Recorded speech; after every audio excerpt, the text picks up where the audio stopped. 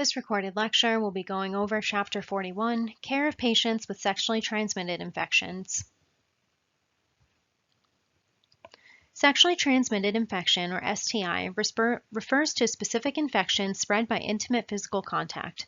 Modes of transmission include sexual intercourse and contact with the genitals, rectum, or mouth. STIs can also be transmitted via blood contact and to a fetus via the placenta, or to a newborn during the birth process. Although all sexually active people must be considered potentially at risk, people with multiple sexual partners are at high risk for contracting an STI. The largest population groups affected by STIs are adolescents and young adults. The risk of STIs do not disappear with age. People ages 50 years and older constitute 45% of Americans living with HIV. Older adults who are unaffected may have less awareness of their HIV risk factors. STIs have a major impact on reproduction, sexuality, and general health. Because STIs are communicable, these infections are of concern to the patient and general public health. Pelvic inflammatory disease refers to any inflammation in the pelvic cavity.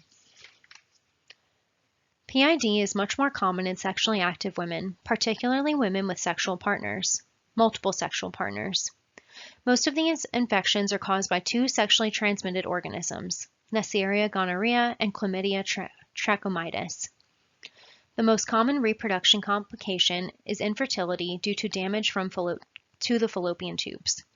Symptoms of acute PID include severe abdominal and pelvic pain, fever, and chills, commonly accompanied by a foul-smelling, purulent vaginal discharge. Chronic PID usually causes backache, a feeling of pelvic heaviness, and disturbances in menstruation.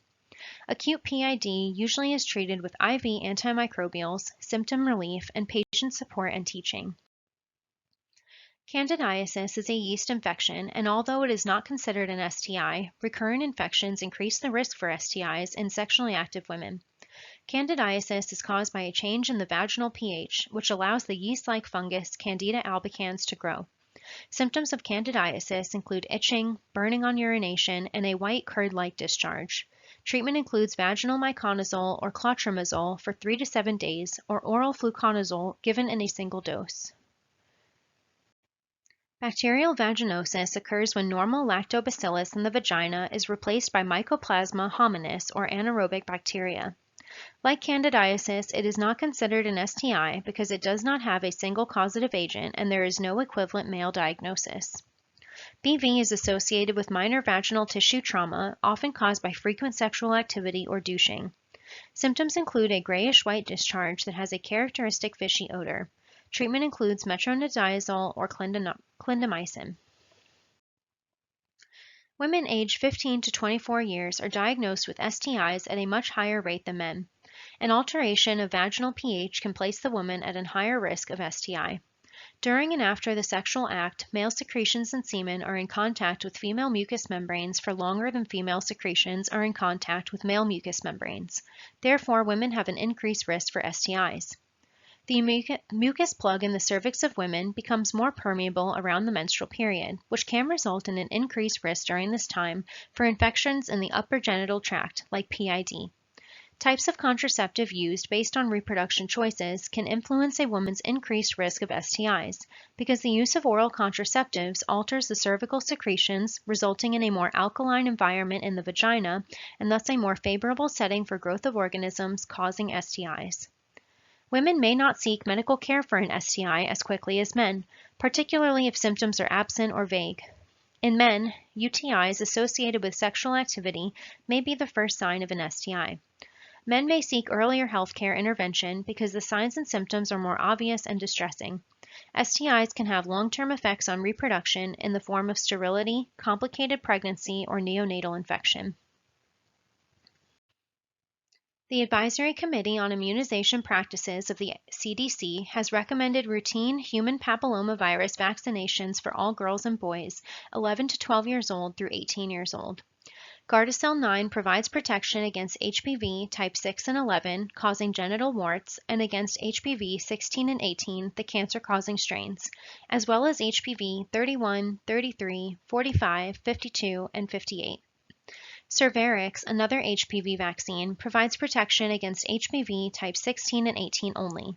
Both vaccines are highly efficacious against cervical, vaginal, vulvar, and anal cancers, are well tolerated, and are considered safe.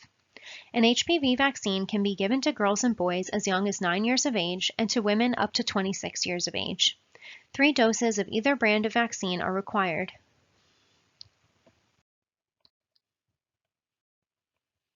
In men, the lesions related to STIs may appear under the prepuce, on the head or body of the penis, or on the scrotum, perianal area, rectum, anus, or inner thighs.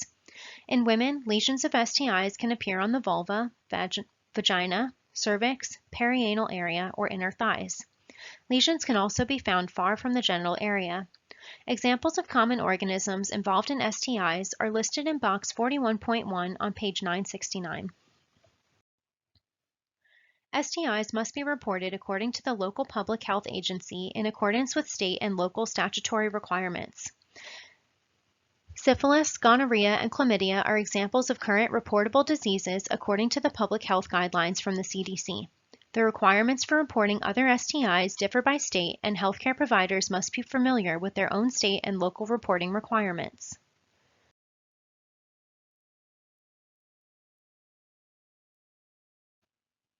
STIs are primarily passed through some type of intimate contact, genital to genital, mouth to genital, or genital to rectum.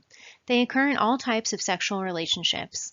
Some infections like HIV or hepatitis B or C can also be passed through blood contact, by the sharing of contaminated needles, or through transfusion with contaminated blood. Accidental transmission to the healthcare personnel may occur via needle or sharps injury, or by direct exposure to open wounds or body fluids. Bloodborne infections can be transmitted to a fetus before birth. Newborns are at a risk for contracting any STI that may reside in the vagina at the time of birth. The best approach to gathering control of STI transmission is public awareness and willingness to take responsibility for prevention and treatment if infection occurs. A variety of tests are used to detect STIs. Smears and cultures can be taken directly from the site. On page 970 through page 975 within table 41.1, you can read about some common STIs. Numerous types of blood tests can help detect STIs. They look for specific antibodies formed by the presence of certain microorganisms or for the effects of antigens. Staining procedures will differentiate organisms by using dyes that have been found to stain some bacteria in specific ways. Current development of non-invasive testing and screening procedures using urine samples will increase public acceptance of mass screening. When collecting or assisting with the collection of specimens, there are several specific responsibilities to ensure the samples will allow accurate studies to be performed. These include the following: ensuring that appropriate lab request slips have been prepared or entered electronically according to the healthcare provider's specific orders. Checking the lab manual for any specific restrictions or preparations for tests ordered. Avoid urethral swabs within 1 hour of the last void because organisms will have been flushed away. Avoid douching before vaginal cultures or smears. Recognize that some tests will give a false positive reading if the patient is on specific medications or has other types of infection present. Understand that antimicrobials could cause cultures to be negative, even though the drug or dose may not be sufficient to cure the infection. Noting that stool present in the rectum can prevent good rectal swabs from being obtained. Use a sterile swab to collect cultures and smears that are sent to the laboratory. Prepare the patient for a pelvic examination. Explain what tests have been ordered and any specific home preparation. Provide appropriate draping and privacy, and remain with the patient during the procedure. Provide emotional support as needed. Make sure that specimens are labeled appropriately and delivered to the lab with the corresponding laboratory slips. Screening for potential STIs or risk for acquiring such an infection must be a part of any patient history data collection. Patients may not disclose symptoms like inflammation, rash, or discharge if they fear it's related to sexual activity. Adolescents may fear parental disapproval, rejection, or disciplinary action if they admit to being sexually active and may hide their symptoms. Physical examination for STIs involves exposure of the most private parts of the anatomy. Such an examination is usually performed by both a healthcare provider and a nurse, particularly when there are gender differences between the health personnel and the patient. Provide appropriate draping and give the patient privacy when he or she is undressing for the examination. Patients may request that a family member be allowed to remain with them, and they have this right. Make sure that any required equipment, supplies, specimen containers, and lab slips are ready in the examination room. In addition to managing the treatment protocol and any pain related to an STI, patient education and emotional support are primary aspects of providing care for patients with or at risk for STIs. Maintain a non-judgmental attitude and give assurance that information will be kept confidential within the healthcare system. When planning education, consider the patient's existing knowledge and ability to understand the information provided. Select appropriate teaching aids like pictures, pamphlets, and 3D models. Emotional support is another important aspect of care for patients with an STI. Be prepared for information on support groups, counseling services, and informational programs that may be of assistance.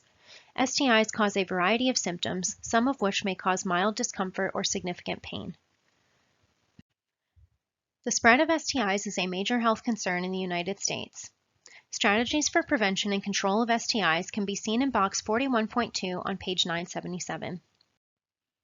Initially, each instance of patient teaching should be evaluated for effectiveness by reviewing information discussed to determine whether learning has occurred. Negative follow-up cultures are a reliable indicator that treatments were followed as prescribed. Most communities have clinics, often through the public health system, that provide screening and treatment for STIs. These services may be offered at low or no cost, and they may provide a valuable service by assisting the community to control the spread of STIs. Confidential screening and education on safer sexual practices are important services provided by community clinics. Public service announcements, like the TV spots on HIV/AIDS awareness, are another source of public education.